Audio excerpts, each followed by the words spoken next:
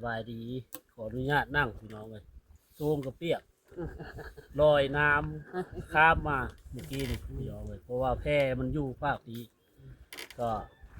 สบายดีFCทางภายในและต่างประเทศเนาะเพราะว่ามื้อนี้เฮาพอดีมาเวียกก็เลยยินข้าวว่าเอื้อยเพิ่นได้ลูกคลอดลูกแล้วก็นั่งกลับเพิ่นนั่งกลับก็ได้อยู่2 คืนแล้วเนาะ3ได้มื้อแรกเนาะก็พอดีเข้ามาน้องเพิ่นก็เลยว่าสิเอาเงินจากน้อยนึงพี่น้องเอ้ยก็บ่รวมบ่หลายหรอกเจ้าที่เอาให้น้องเพิ่นเอาให้เอื้อยเพิ่นบ่แม่นน้องน่าจะเป็นเอื้อยล่ะเพิ่นได้ลูก3 คนแล้วเด้ก็สิเอาเงินให้เพิ่นไปซื้อชุดซื้อยาเพราะว่าช่วงนั่งกลับนี่ก็บ่รวมบ่หลายหรอกก็บ่ให้ละมาเด้อพี่น้องเอ้ยเพราะว่าเฮาก็บ่ได้กล้าเกี่ยงหยังมาคันถ้าฮู้นั่นนี้ก็สิหาซื้อเครื่องเล็กน้อยมาให้เพิ่นนี่เนาะก็เอามาพี่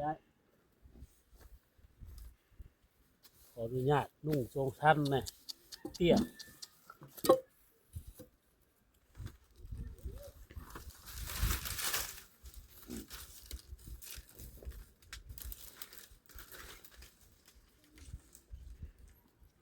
ว่ามีเงิน100,000เด้อเอาไว้ให้ไปซื้อยาให้ยายเพิ่นกับน้อง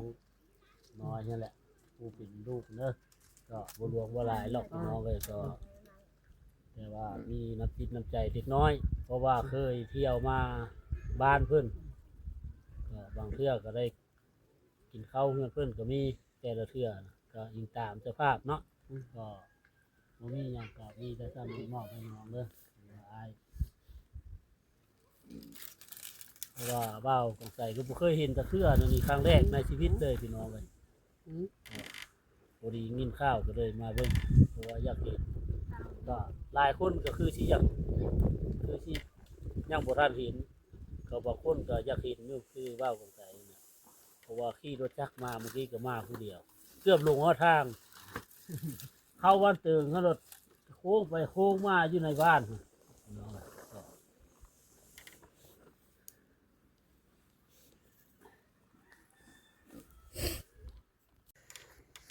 อีพีนี้ก็สิได้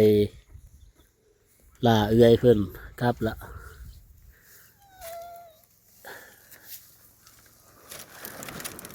กลับก่อนเด้อไอ้เอื้อยเด้อผู้น้อยน่ะก็ใหญ่ไวๆเด้อเป็นสาวบ้านมะกาเด้อถ้าว่าได้มาสิหาเครื่องงามๆมาต้อนเด้อ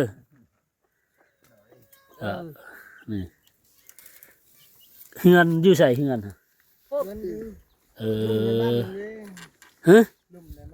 ลุมในบ้านฮะจูลิงน้อยน่ะอยู่บ่แล้วเนาะเนาะก็สิได้ล่าเอื้อยเพิ่นหรือว่าไม่เท่าเพิ่นครับละว่าอยากอยู่ถ้าเขามางานกรรมฮะ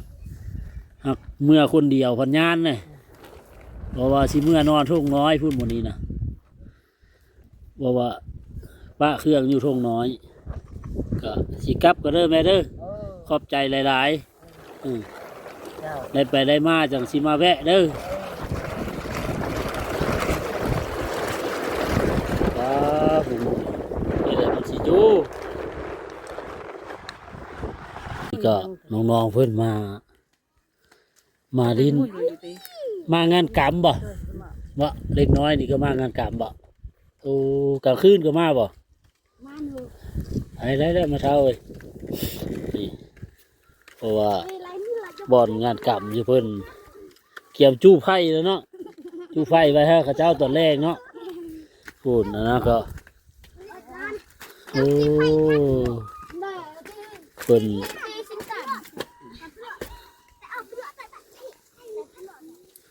ป้าน้องเอาผัวก็ได้อยู่กรรมนั่นนี่บ่สิกินข้าวดีแล้วบ่น้องกะฮะสิมีข้าวดีแล้วบ่บ่เข้าใจบ่ข้าวดี โอ้แม่เท่าแปรเพิ่นได้รู้ข้าวดีฮะแม่เท่าก็แปรบ่ได้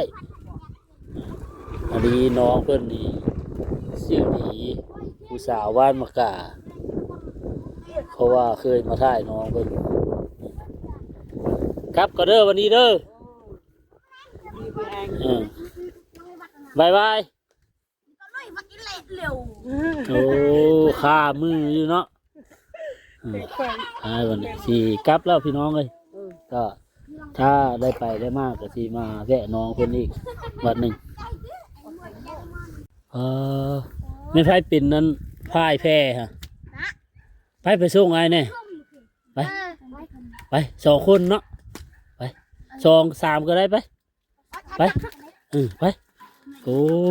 เพราะว่ามาเมื่อกี้นี่ไอ้เลยลอยก็มันนี่ไปวันนี้สิให้น้องเพิ่นไปส่งเคยบ่พ่ายแพ้ฮะเคยบ่อย่าผ้าเดียวให้แพ้ไหลเลยหายเปียกเลย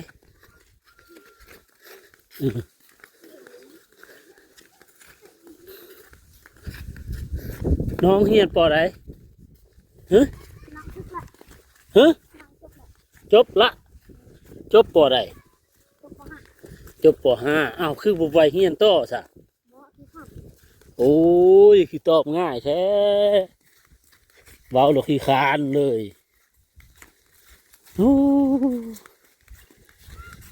บ่จบผู้นี้เด้เฮียนปอไหนปอ1เซ็งได้ที่เท่าไรเซ็งฮะอ้าวยังบ่ฮู้บ่ยังบ่ทันเซ็งเฮียน1เนาะอันนั้นเด้ผู้นั้นเด้ผู้นั้นป.2แม่นบ่อ้าวยังเขาป.1อยู่โอ้จักปีแล้วเขาป.1บ่ฮู้จักปีเลยนี่ไอ้ถามเนี่ยเจ้าจบป.5นี่เซ็งได้ที่เท่าไรอ้าวบ่ชื่อละบ่ชื่อมันโดนจบจักปีละจบหลายจักปีแล้วป.5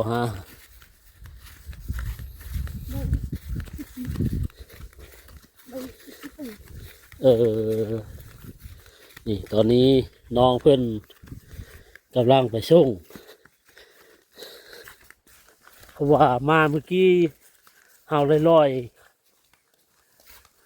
ยข้ามมาขากลับสิให้น้องเพื่อนไปส่งกับแพร่ไปส่งข้าไปส่งนี่ที่เอาลายไปไหนข้าไปส่งนี่ที่เอาลายไปไหนบ่เอาผู้จักพันโอ้หลายแท้บ่มีให้ผู้สาวผู้ละ1,000เอาบ่ผู้ละ1,000เอาบ่เอาบ่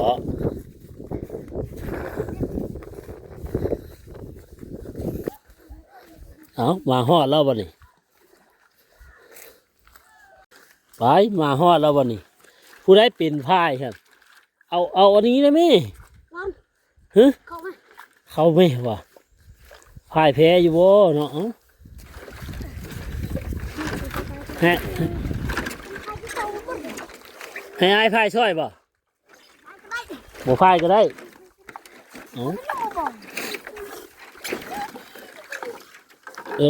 เพิ่นบ่พายอันนี้ใช้บ่พายโอ้ขี้ตัวเหลียวแล้วอันนี้นี่เพิ่นค่อยได้ตกน้ำเลยค่อยมันสิตกน้ำจักมือเราบ่ได้อาบฮะป่ะจักมือเราบ่ได้อาบบ่ฮู้ เซ็ตเอามึงได้แทงตาดิได้โอ้ยกำลังขี้แพ้น้องๆเพื่อนพายให้หมด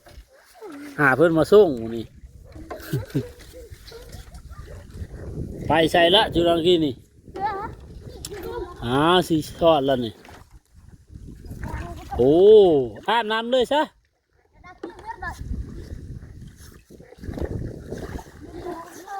ข้ามาส่งเหรอจะให้อาบน้ำเด้อข้ามาส่งไอ้เหรอจะให้อาบน้ำเด้อลงว่ะแต่จุ้งกันกลางอ่ะ ขอบใจเด้อ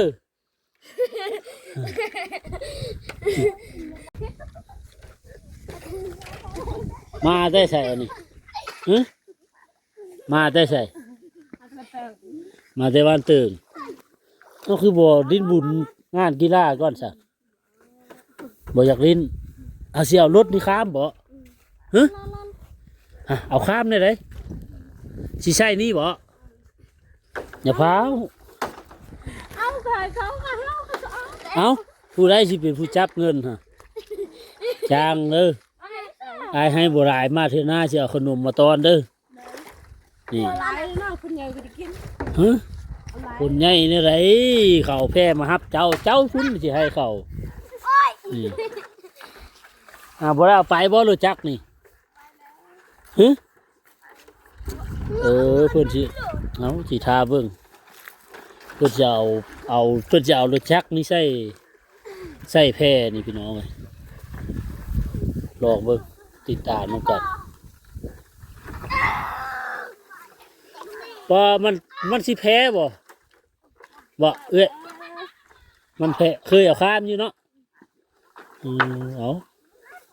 ไปซื้ออย่างมาโอ้ไปซื้อแนวม่วนเนาะซื้อน้ำอ้อยหน้าซื้อขี้เขาเลยบ่นี่เอานี่เบิ่งตอนนั้นยังอยากเอาเงินน้ำเขาอีกเมื่อเขาจับแพร่ให้ฮะเนาะไอ้เนาะเอาเท่าไรค่าเอาไปจักคามนี่ว่าจ้องไปเลยแต่ที่ย้อนนี่เราพลายแล้วนี่มันบอกแล้วเร็วจะลอยลูกชายเมื่อมันเป็นย้อนนอนพี่นาแล้วแหละควันเยอะควันมึงนี่เขาได้แล้วนี่เอาเลยเด็กร้อนย้อนนี่อันนี้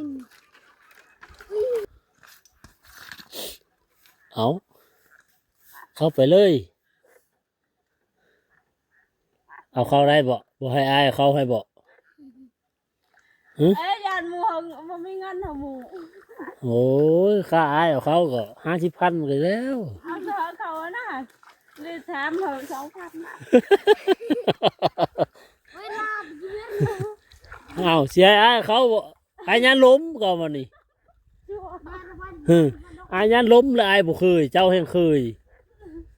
จับช่วยเราเนี่ย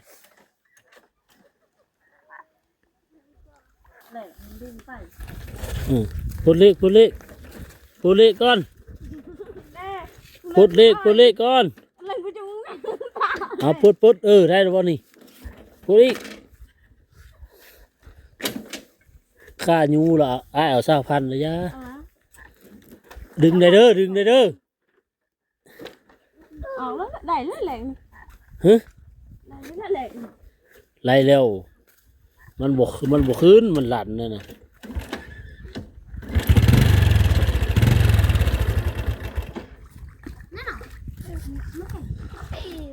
เจ้าขึ้นไปแล้วเจ้าสิเจียบเลยวะ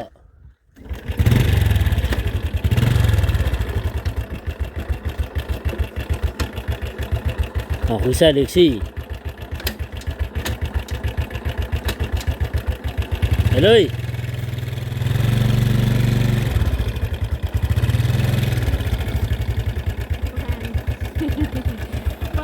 จะติ๊กเลยจะกลัวเลยจับชื่อ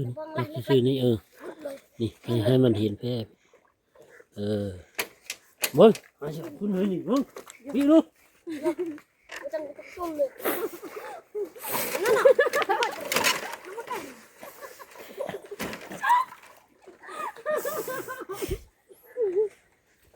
เอายังมาพี่ ยังไปผีนะจับก็ต่อบ่เป็นจับ เอ้ยค่าจ้างบ่ว่าบ่ให้ค่าจ้างมันเอารถขึ้นแล้วบ่ให้อีกพี่น้องโอ้ดีไปเด้อเจ้าเด้อเนาะไปนี่เราเอาเงินนำเรื่อยเด้อเอาเท่าไรเจ้าอ่ะ ไม่ได้ละนำลันจะลันเดี๋ยวจะยุ่ง เจ้าบุมือบ่เจ้าฮะเนาะโดย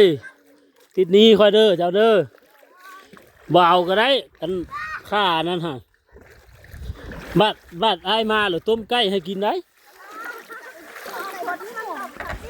โอ้ตุ้มปุด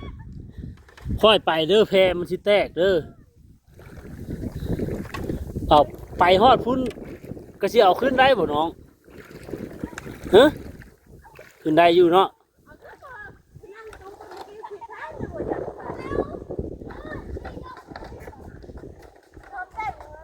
จับเอาจับซอยขึ้นแน่เอาคือทิมซะ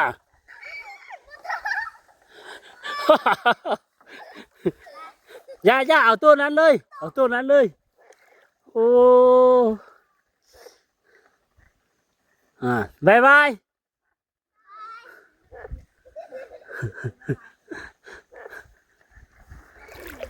อ๋อวิถีชีวิตของเพื่อนพี่น้องเลยนี่ก็อันนี้ได้อยู่ชนบทพี่น้องเอ้ยไม่ฮอกก็สิได้กลับแล้วพี่น้องเอ้ยการเดินทางสู่ชนบทความลำบากคือท่านผู้ชมได้เห็นนั่นแหละนี่เราก็จะได้เปลี่ยนชุดอะไรบ้างนี่หลังจากข้ามน้ำมาแล้ว